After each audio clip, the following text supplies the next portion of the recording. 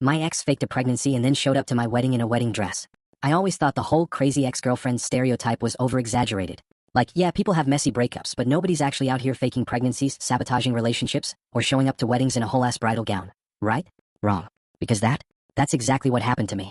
This is the story of how my psychotic ex faked a pregnancy, and then crashed my wedding in a wedding dress. And trust me, you're gonna want to buckle the fuck up for this one. The ex that just wouldn't go away. So let's rewind. I was with Ashley for about 2 years. At first, things were great. She was funny, sweet, and a little clingy, but nothing too insane.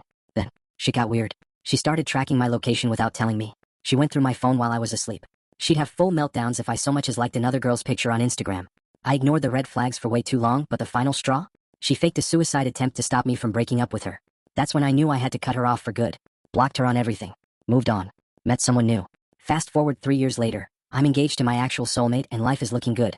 And then, Ashley crawls out of the shadows. The I'm pregnant plot twist. Out of nowhere, Ashley finds my number and texts me. Ashley, hey. I just wanted to say congrats. I hope you're doing well.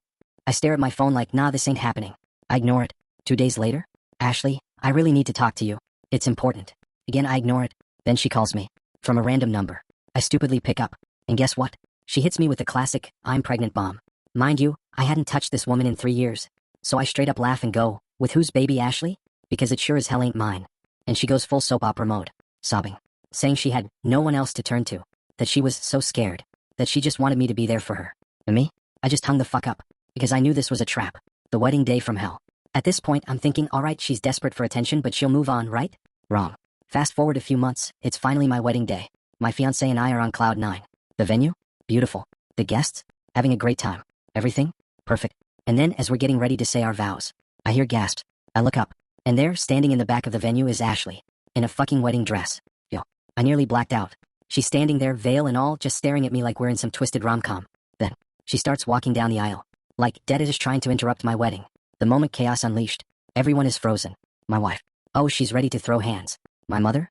Looks like she's about to pass out. Ashley walks up to the altar and in the most dead serious voice ever she says, you don't have to do this.